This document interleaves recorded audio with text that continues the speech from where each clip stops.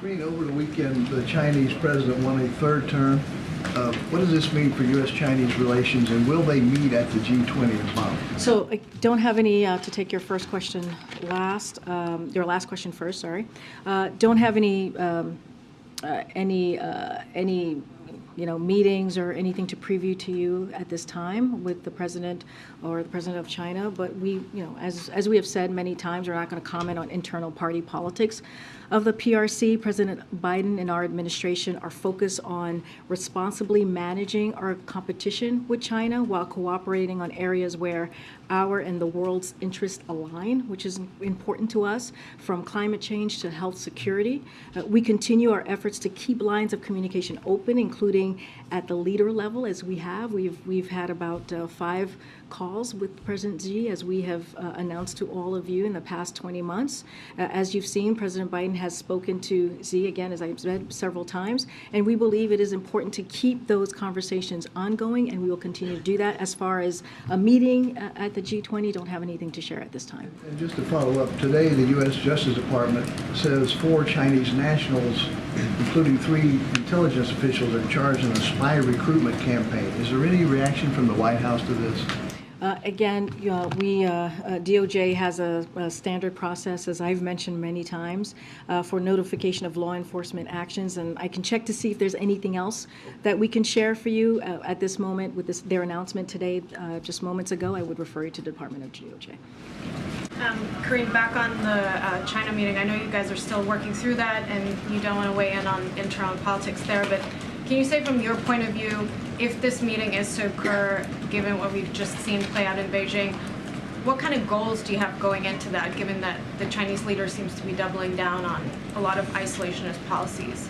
Again, I'm not going to get ahead of the president and what a meeting that could potentially happen or not happen and what the agenda would be. As you know, the president has talked to President Xi several times. We've given a readout of that conversation, of how the conversation has gone and what has been the agenda on those several conversations. I'm not going to get ahead of the president on this. Can you just say right now, given following the Pelosi visit, China shut down a lot of channels of communication. Are you confident right now that you have enough channels open to actually plan this meeting and make sure that you convey exactly what you're trying to get out of it and hear the Chinese side? Like I said, we continue our efforts to keep lines of communication open, including at the leader level. So that is something that we have been doing for some time now, and we're going to continue to make that happen.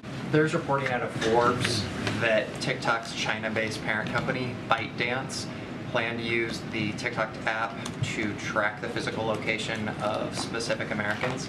My question is, does the administration still believe that it's safe for Americans to use TikTok?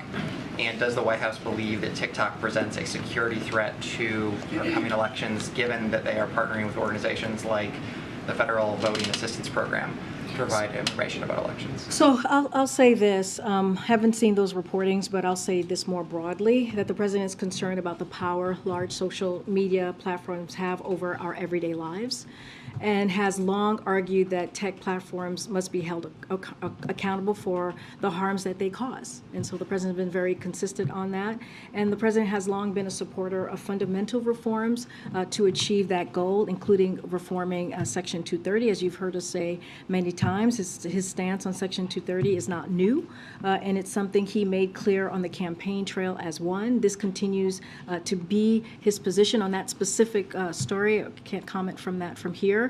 And so I'll leave it there as how he sees social media more broadly. Well, then to follow up, I understand that there are these concerns about big tech and social media, but the TikTok and national security implications seem to be unique.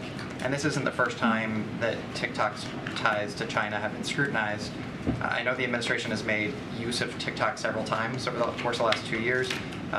Will the president and the White House continue to make use of this platform, given that there are serious red flags? So again, let me talk to the National Security Council team on that specific report that you are laying out at this time, and then we'll respond. Thank you, ma'am. All right, thanks everybody.